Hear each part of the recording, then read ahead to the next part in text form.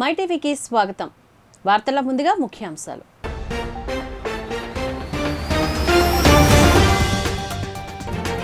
పవన్ కళ్యాణ్ పై మంత్రి రోజా విమర్శనాస్త్రాలు. తన స్థాయిని మరిచి సీఎం జగన్ పై వ్యాఖ్యలు చేస్తుందంటూ మండిపాటు. దేశంలోనే అతిపెద్ద కన్వెన్షన్ సెంటర్ను ప్రారంభించిన ప్రధాని మోదీ. ఢిల్లీలో కొలువైన యశోభూమి 5,400 కోట్లతో ప్రాజెక్టు. స్కిల్ కేస్ పూర్తిగా నిరాధారమైనన్న సిమెన్స్ మాజీ ఎండీ. ప్రాజెక్టు ఫలితాలు మన కళ్ల ముందే ఉన్నాయన్న సుమన్ బోస్. గతంలోని ఏపీఎస్ఎస్సిడిసి ఎండీ కూడా మెచ్చుకున్నారంటూ వివరణ.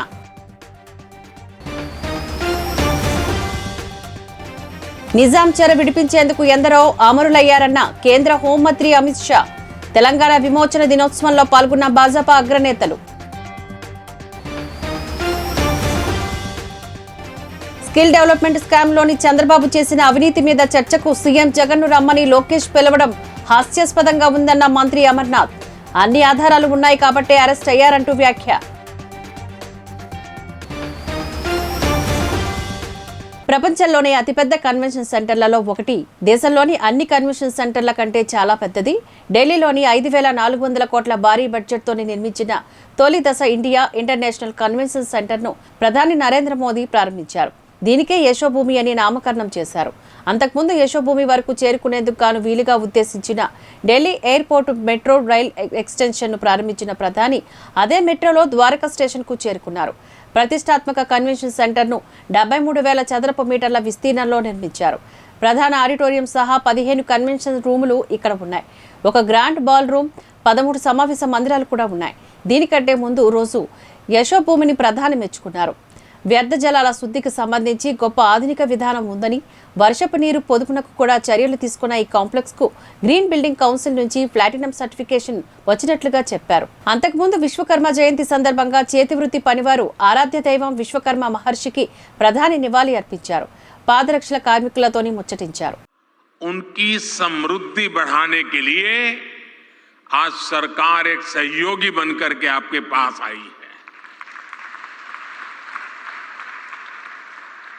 अभी इस योजना में 18 अलग अलग तरह का काम करने वाले विश्वकर्मा साथियों पर फोकस किया गया है। और शायद ही कोई गांव ऐसा होगा कि जहां इस 18 प्रकार के काम करने वाले लोग न हो। इनमें लकड़ी का काम करने वाले कारपेंटर, लकड़ी के खिलौने बनाने वाले कारीगर, लोहे का काम करने वाले लोहार, सोने के आभूषण बनाने वाले सुनार, मिट्टी का काम करने वाले कुम्हार, मूर्तियां बनाने वाले मूर्तिकार, जूते बनाने वाले भाई, राजमिस्त्री का काम करने वाले लोग, हेयर कटिंग करने वाले लोग, कपड़े धुलने वाले लोग, कपड़े सिलने वाले लोग, माला बनाने वाले, फिशिंग नेट बनाने वाले, नाव बनाने वाले. హైదరాబాద్ సంస్థాన విముక్తి కోసం ఎందరో మహానుభావులు ప్రాణత్యాగం చేశారని కేంద్ర హోంమంత్రి అమిత్ షా పేర్కొన్నారు. వారందరి త్యాగాల వల్లే తెలంగాణకు నిజాం చెర వీడిందని వివరించారు. సర్దార్ వల్లభాయ్ పటేల్ ప్రత్యేక చొరవతో తెలంగాణ ప్రాంతానికి విముక్తి లభించిందని, ఆయన లేకపోతే మరింత కాలం నిజాం పాలనలోనే ఉండేదని చెప్పారు. ఈ మేరకు పరేడ్ గ్రౌండ్స్లోని కేంద్ర ప్రభుత్వ ఆధ్వర్యంలో జరుగుతున్న తెలంగాణ విమోచన దినోత్సవంలో అమిత్ షా పాల్గొన్నారు. తెలంగాణ విముక్తి పోరాటంలో పాల్గొన్న సాయుధ వీరులకు గాను వందనాలు తెలిపారు. అంతకుముందు అమర్ల స్తూపం వద్ద కేంద్ర హోంమంత్రి నివాళులర్పించారు. జాతీయ పతాకాన్ని ఆవిష్కరించి భద్రతా బలగాల గౌరవ వందనాన్ని స్వీకరించారు. ఎన్టీఆర్ జిల్లా జగ్గయ్యపేట తిరుమలగిరి ఆలయం అధికారి శోభనాద్రిపై కేసు నమోదైంది. దేవస్థానం సిబ్బంది వృద్ధ మహిళపై దాడి నేపథ్యంలో సదరు మహిళ పోలీస్ స్టేషన్లో శోభనాద్రిపై ఫిర్యాదు చేసింది. విచారణలోని శోభనాద్రి ఆకృత్యాలు బయటపడ్డాయి. చిల్లకల్లు పోలీస్ స్టేషన్లోని శోభనాద్రిపై కేసు నమోదు చేశారు. తనను చంపుతానని బెదిరిస్తున్నారని, రక్షణ కల్పించి అధికారిపై చర్యలు తీసుకోవాలని మహిళ డిమాండ్ చేసింది. సదరు మహిళ దేవస్థానపు కేశఖండసాలలో వృత్తి నిర్వహిస్తోంది.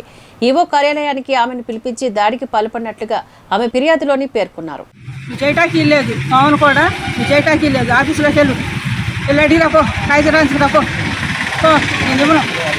ఆయన ఎవరు చెప్పుకుంటా చెప్పుకో, నీ ఇష్టం వచ్చినట్టు చెప్పుకో, నీకు ఎవరు చెప్పుకుంటా చెప్పుకో, ఆయన నోటికి వచ్చినట్టు మాట్లాడుతుంది. నీ దిక్కున్న కాడ చెప్పుకోవాలంటే నేను సరే చెప్పుకుంటానండి, నా కాగితం రాసినండి, నేను రాయను, వెళ్ళిపోవే లంచమ్మంట, మంగళ లంచమ్మంట, దూరం ఉండు, అంటుకోమాక, అవతలకుండు, ఎన్నిసార్లు అన్నాడు ఈ మాట, ఇవన్నీ 15 రోజుల క్రితం ఒకసారి అట్టాగా అన్నాడు.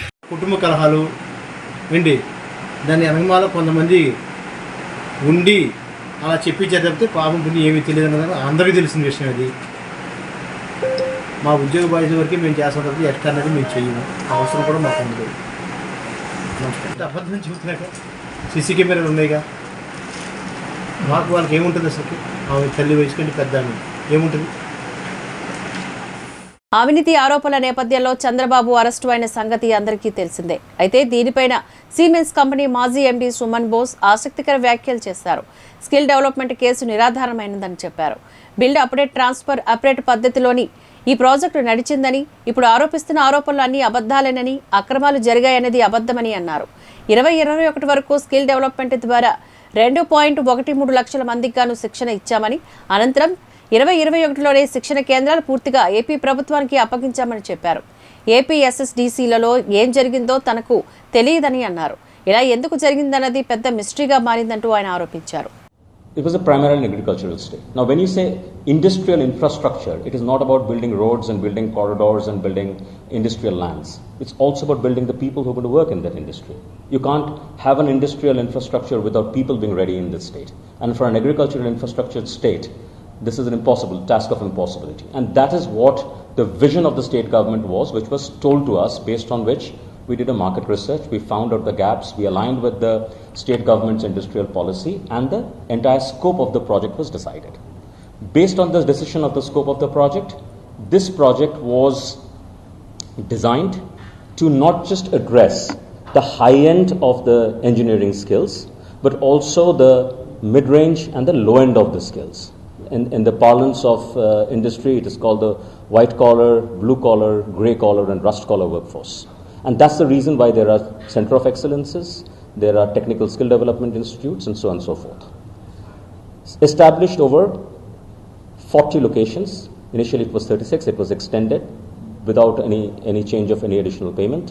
It was extended over 40 locations, where over 200 plus labs have been set up. These centers span over 250,000 square feet and more. రాష్ట్ర పర్యాటక శాఖ మంత్రి ఆర్కే రోజా జనసేన అధ్యక్షుడు పవన్ కళ్యాణ్ పై ఫైర్ అయ్యారు. సీఎం జగన్ పై పవన్ చేసిన వ్యాఖ్యలను ఆమె తిప్పికొట్టారు. తెలుగుదేశంతోనే ఉంటామంటూ చెప్పుకొచ్చిన పవన్ కళ్యాణ్ తన క్యాడర్ను, కాపు సామాజిక వర్గాన్ని, అభిమానుల్ని అవమానపరిచాడని అన్నారు. పదే పదే జగన్ ఉద్దేశించి ఏవేవో వ్యాఖ్యలు చేస్తున్నాడంటూ మండిపడ్డారు. కార్పొరేటర్గా కూడా గెలవలేని పవన్ కు గాజువాక ప్రజలు 2019లో గట్టి బుద్ధి చెప్పారని అన్నారు. హోదా స్థాయిని మర్చిపోయి ఇష్టానుసారంగా మాట్లాడుతున్నాడంటూ మండిపడ్డారు.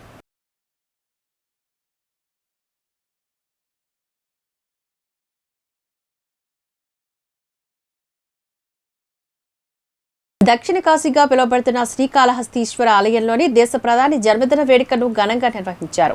బీజేపీ మీడియా ప్రతినిధి కోల ఆనంద్ కుమార్ ఆధ్వర్యంలోని జరిగిన కార్యక్రమంలో స్వామివారికి విశేష అభిషేకాలు నిర్వహించారు. మోదీ అధికారంలోకి వచ్చాక ప్రజలకు అన్ని రకాల సేవలు దగ్గరయ్యాయని చెప్పారు. ఈరోజు ప్రియతమ ప్రధాని దామోదర్ దాస్ నరేంద్ర మోడీ గారి యొక్క జన్మదినం. ఈ జన్మదినం చాలా విశిష్టమైనటువంటి జన్మదినం.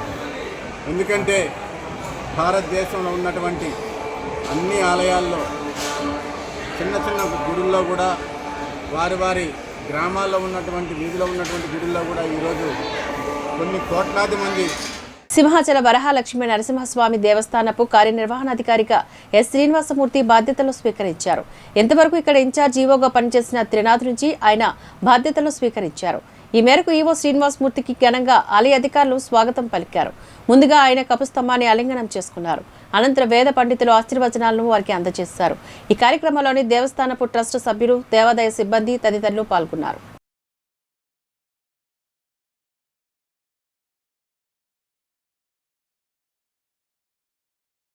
తెలుగుదేశం పార్టీ జాతీయ అధ్యక్షుడు చంద్రబాబు నాయుడు అక్రమ అరెస్టును నిరసిస్తూ విశాఖ ఉత్తర నియోజకవర్గ 51వ వార్డు తెలుగుదేశం పార్టీ అధ్యక్షుడు తాతినేని శ్రీనివాసరావు ఆధ్వర్యంలో వార్డు కార్యాలయంలో నిరసన కార్యక్రమాన్ని చేపట్టారు.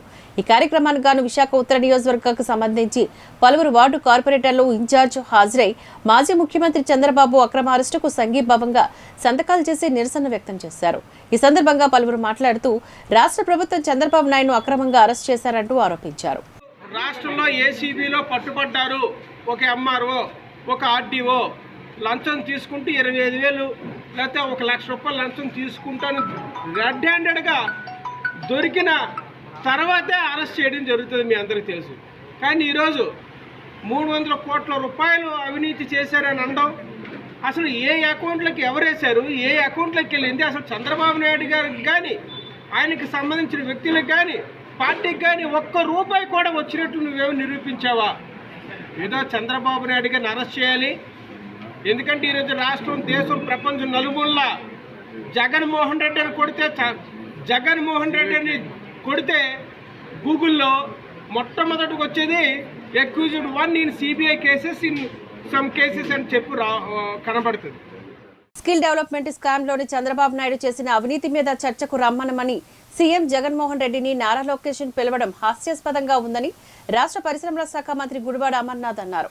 విశాఖ సర్క్యూట్ హౌస్ లో ఏర్పాటు చేసిన మీడియా సమావేశంలో పాల్గొని మంత్రి అమర్నాథ్ మాట్లాడారు. ఒక్క స్కిల్ డెవలప్మెంట్ సెంటర్ పెట్టారని నిరూపిస్తే రాజీనామా చేస్తానంటూ ఆయన సవాల్ విసిరారు. ఈడీ, ఐటీ, సిఐడి అధికారులకు విచారణకు హాజరవ్వాలని లోకేష్ ను పిలుస్తుంటే దానిపై మాట్లాడకుండా సీఎం జగన్ ను చర్చకు పిలిచిన లోకేష్ తన స్థాయి ఏంటో బతుకేంటో తెలుసుకోకుండా మాట్లాడుతున్నాడంటూ ఎద్దేవా చేశారు.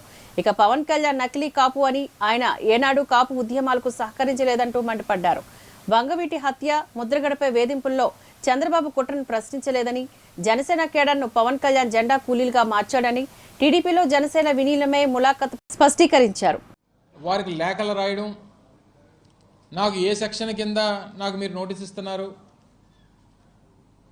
జూబ్లీ హిల్స్లో నేనుంటే పలానా జ్యూరిస్డిక్షన్ నుంచి నాకు ఎలా నోటీస్ ఇస్తారు, ఈ రకమైనటువంటి లా పాయింట్లన్నీ కూడా మీ తండ్రి తీసి మాట్లాడుతూ ఉన్నాడు. ఇన్కమ్ ట్యాక్స్ పిలుస్తున్నటువంటి చర్చలకి మీరు వెళ్ళరు, సిఐడి పిలుస్తున్నటువంటి చర్చకి రారు. ఇక ఎన్ఫోర్స్మెంట్ డైరెక్టరేట్ సంబంధించినటువంటి అనేక సందర్భాల్లో ఇదే స్కిల్ డెవలప్మెంట్ స్కామ్కి సంబంధించి 7-8 మందిని అరెస్ట్ చేసి మీరు కొట్టేసినటువంటి డబ్బుకు సంబంధించి అందులో పాత్ర ఉన్నటువంటి ప్రతి ఒక్కరిని వారు పిలిచి మాట్లాడుతూ ఉన్నారు. కొంతమంది అరెస్టులు చేశారు. ఇంత పెద్ద ఎత్తున ఈ 3 ప్రధానమైనటువంటి సంస్థలు చర్చలకు పిలుస్తుంటే రావడం మానేసి జగన్మోహన్ రెడ్డిని రమ్మనండి. ఏం మాట్లాడుతున్నావు నువ్వు? నీ స్థాయి ఏంటి అసలు?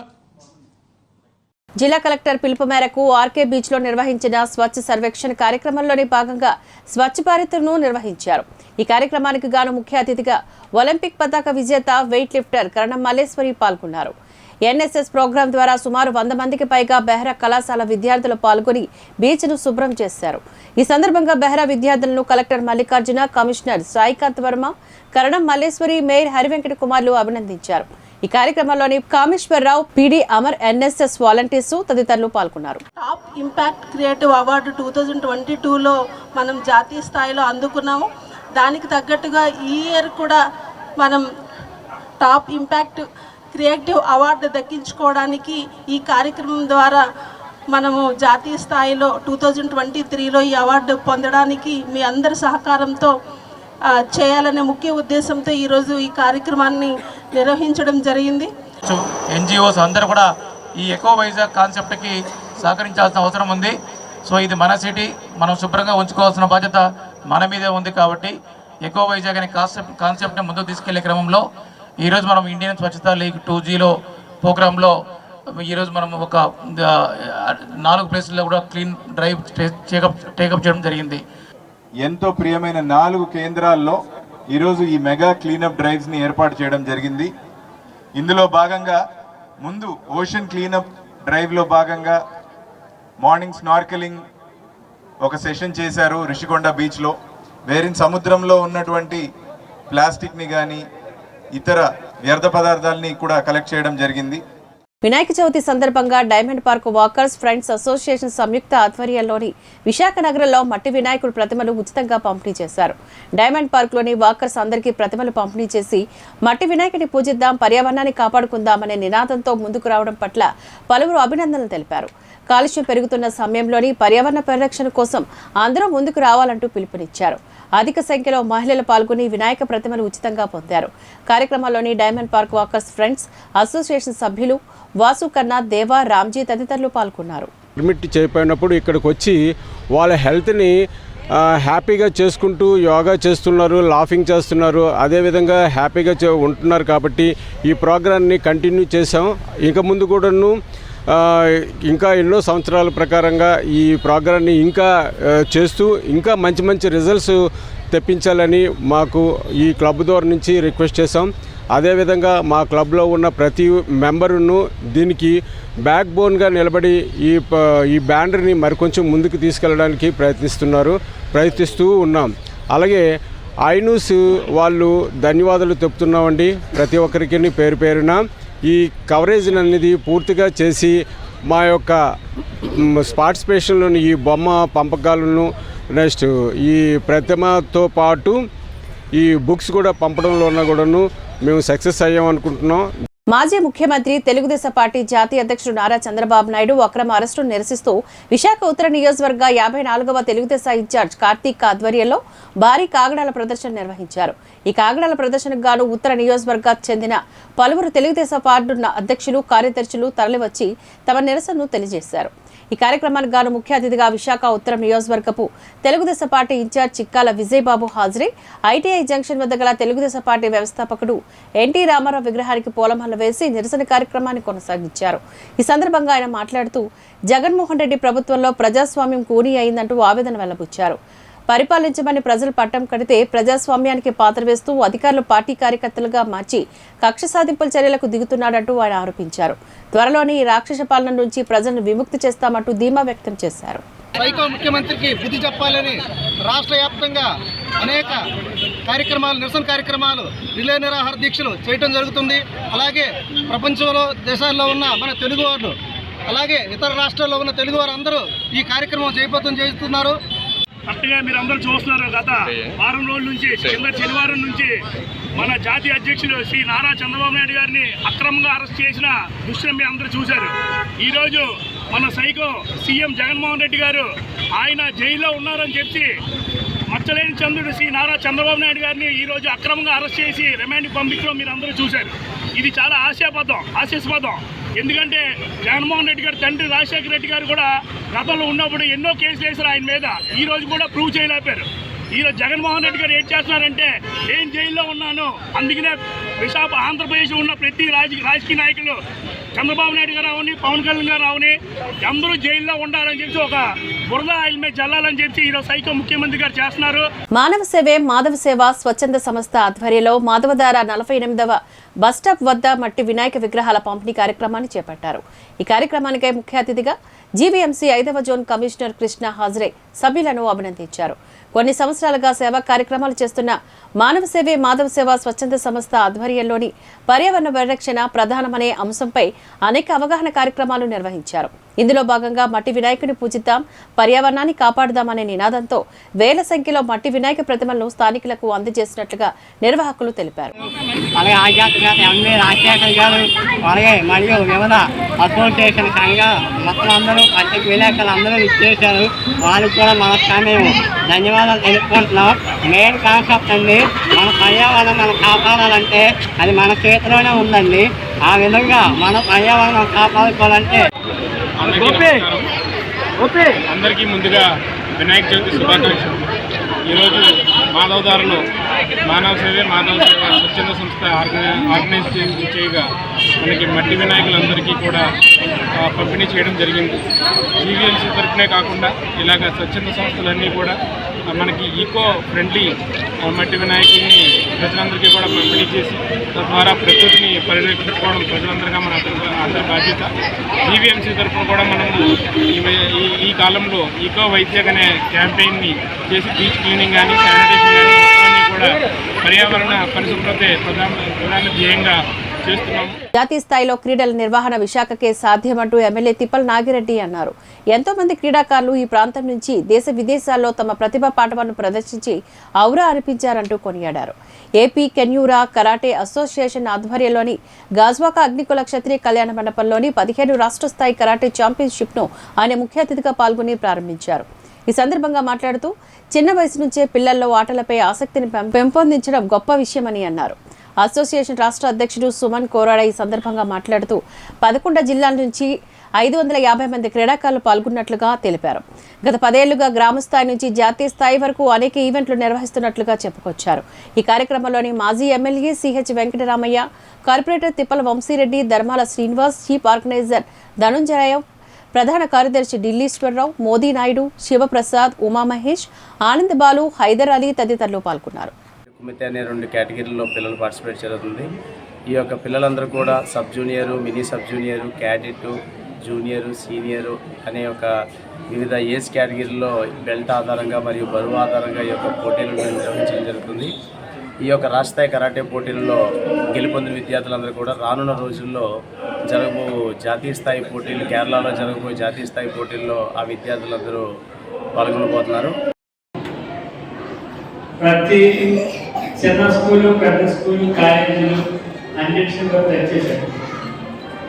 అన్నింటినీ కూడా తెచ్చేసి చిన్న వయసులోనే పిల్లలకి కరాటే మీద వాళ్ళకి అభిలాష ఉండే విధంగా పేరెంట్స్ని కూడా అట్రాక్ట్ చేసి పేరెంట్స్ని కూడా కోఆపరేట్ చేసే విధంగా దీన్ని ఈ స్టేజ్కి తీసుకొచ్చేటట్టు టీడీపీ అధినేత చంద్రబాబు అక్రమ అరెస్టును నిరసిస్తూ గాజువాక వ్యాప్తంగా పలు చోట్ల నిరసన కార్యక్రమాలు వెల్లువెత్తాయి.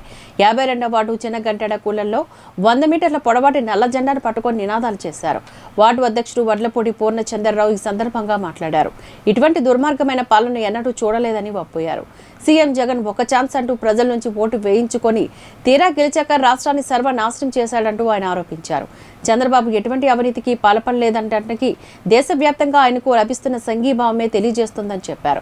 రోడ్డు పొడవున కార్యకర్తలు నల్ల జెండాను పట్టుకొని సైకో పోవాలి, సైకిల్ రావాలి అంటూ నినందించారు. నాయకుడు చంద్రబాబు నాయుడు గారి అరెస్టుకు నిరసనగా ఈ రోజు నల్ల జెండాలతో తెలుగుదేశం పార్టీ కార్యకర్తలు, ప్రజలు ముక్త కంఠంతో నిరసన తెలియజేయడం జరుగుతుంది. జగన్మోహన్ రెడ్డి, నువ్వు ఈ సైకో పరిపాలన, పోలీసులను అడ్డం పెట్టుకుని చేసే ఈ పరిపాలన ఒక ఆడముండ కూడా చేయదు. 4.5 సంవత్సరాల పరిపాలనలో రాష్ట్రము ఒక జగన్ చేసే పరిపాలనలో ఆయన ఒక అభివృద్ధి కానీ ఏది కానీ చేయకుండా ప్రతిపక్ష నాయకుడు చంద్రబాబు నాయుడు గారిని కుట్రపూరితంగా ఆయన్ని ఇటువంటి మచ్చలేని నాయకుడిని అరెస్ట్ చేయడం చాలా దుర్మార్గం. నువ్వు అభివృద్ధి చేయలేదు, మీరు అభివృద్ధి చేయకుండా మీరు ఒక ప్రతిపక్ష నాయకుడి మీద దాడి చేయడం అనేది ప్రజాస్వామ్యంలో మీకు ఇవాళ గెలవచ్చు, కానీ రేపు ప్రజాస్వామ్యం మీకు ఖచ్చితంగా తీర్పిస్తుందని. సంక్షేమ పథకాలు ప్రతి పేదవారికి చేరువ చేసిన మహోన్నత వ్యక్తి నరేంద్ర మోదీ అంటూ గాజువాక భాజపా కన్వీనర్ కన్నం రెడ్డి నరసింగరావు అన్నారు. ప్రధాన మోదీ పుట్టినరోజు సందర్భంగా పాత కన్నవాని పాలెం రామాలయంలోని మోదీ పేరిట ప్రత్యేక పూజలు, అభిషేకాలు నిర్వహించారు. ఈ సందర్భంగా నరసింగరావు మాట్లాడారు. ప్రపంచ దేశాలు సైతం మోదీ పాలనపై ప్రశంసలు కురిపిస్తున్నాయని చెప్పారు. జనం మెచ్చిన నాయకుడిగా, జన హృదయ నేతగా మోదీ అందరి హృదయాల్లో నిలిచారంటూ కొనియాడారు. G20 సదస్సు నిర్వహణ ద్వారా దేశ ఐక్యతను చాటి చెప్పారంటూ తెలిపారు. ఆయా దేశాధ్యక్షులు మోదీ పాలనపై విశ్వాసం వ్యక్తం చేశారని అన్నారు. ఈ సందర్భంగా మొక్కలు పంపిణీ చేశారు. అనంతరం పర్యావరణ పరిరక్షణకు ఇంటింటికి వెళ్లి మట్టి గణపతి ప్రతిమను అందజేశారు. కార్యక్రమంలోని సతీమణి జ్యోతి, పార్టీ నాయకులు గూడూరు శంకర్రావు, బాటా శ్రీనివాస్, నాగేశ్వరరావు, కట్ట పద్మ, రోహిణి, జీలకర్ర రమణ, భువనేశ్వరి, అప్పారావు, తాతారావు తదితరులు పాల్గొన్నారు.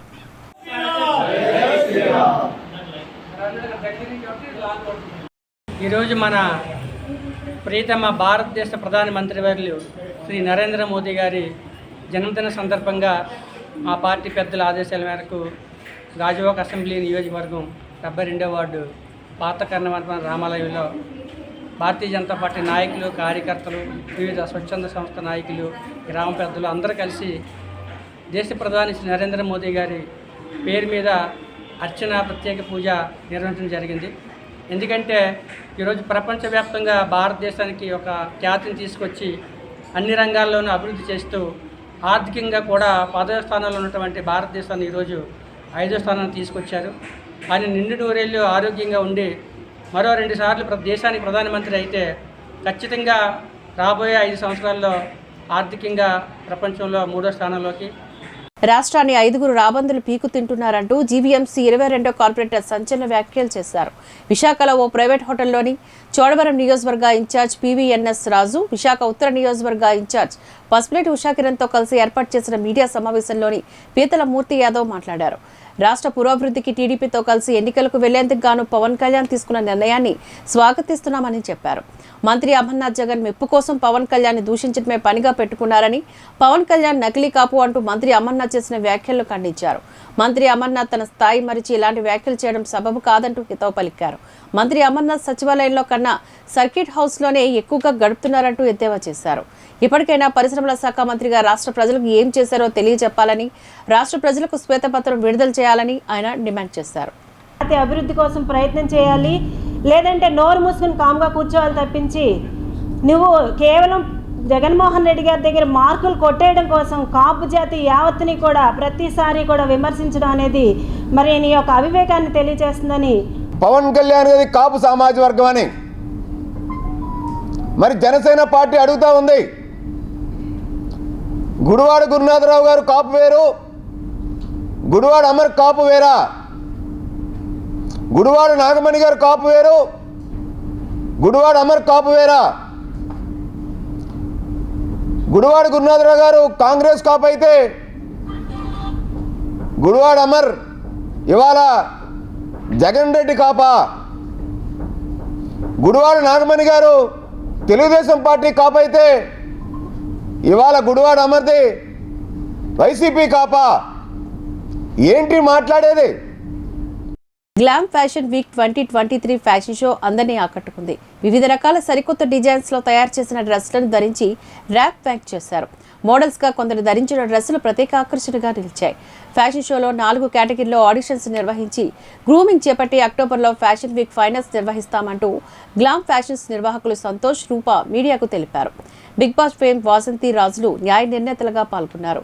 ఈ సందర్భంగా న్యాయ నిర్ణేతలు మాట్లాడుతూ ఫ్యాషన్ రంగంలో రాణిస్తూ ఈరోజు ఇంతటి ఉన్నత స్థానాలకు చేరుకోవడం జరిగిందని, ఒక్క రోజులో ఏ ఒక్కరు కూడా ఉన్నత స్థానాన్ని చేరుకోలేరని, కఠోర శ్రమ ద్వారా అది సాధ్యమవుతుందంటూ వారు తెలిపారు. మళ్ళీ ఎంటర్ కాదు కానీ I'm just judging, that's it. నాకు కొంచెం టచ్ ఉంది. Miss Karnataka, I'm from Bengaluru actually. So miss Karnataka అది ఫస్ట్ మోడలింగ్ చేసిన తర్వాత మూవీస్, సీరియల్స్ ఎవ్రీథింగ్ చేయడం జరిగింది నేను. సో మళ్ళీ ఇప్పుడు జడ్జ్గా అంటే ఇంకా రాజ్ హెల్ప్తో నేను కూర్చున్నాను అనమాట. కొత్త టాలెంట్ ఎంకరేజ్ చేయడం I really like it. So let's see how it works and all the best to all the contestants. That's it. Like I mean ఇంకా ఏం ప్రిపేర్ కాలేదు. ఫస్ట్ ఒక కంటెస్టెంట్ చూసిన తర్వాత నాకు ఐడియా వస్తుంది. So but they are trying their level best. Like they ఇప్పుడే start చేశారు. ఒక మేబీ లాస్ట్ 6 months ముందు స్పోక్ కదా, 6 months ముందు మాట్లాడాము. బట్ లెట్స్ ఇప్పుడు కంటెస్ట్. బులెటిన్ ముగించే ముందు ముఖ్యాంశాలు మరోసారి.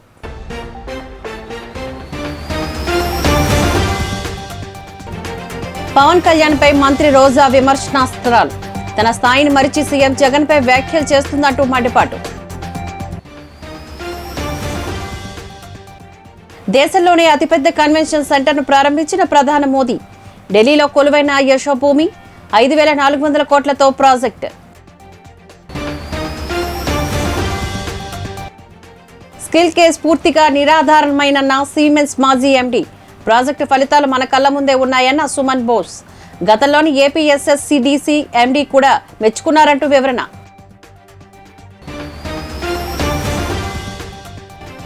నిజాం చెర విడిపించేందుకు ఎందరో అమరులయ్యారన్న కేంద్ర హోంమంత్రి అమిత్ షా. తెలంగాణ విమోచన దినోత్సవంలో పాల్గొన్న భాజపా అగ్రనేతలు. స్కిల్ డెవలప్మెంట్ స్కామ్లోని చంద్రబాబు చేసిన అవినీతి మీద చర్చకు సీఎం జగన్ను రమ్మని లోకేష్ పిలవడం హాస్యాస్పదంగా ఉందన్న మంత్రి అమర్నాథ్. అన్ని ఆధారాలు ఉన్నాయి కాబట్టే అరెస్ట్ అయ్యారంటూ వ్యాఖ్య. ఇవి బులెటిన్ అప్డేట్స్. మరిన్ని వార్తా విశేషాలతో మళ్ళీ కలుద్దాం. అంతవరకు సెలవు. నమస్కారం.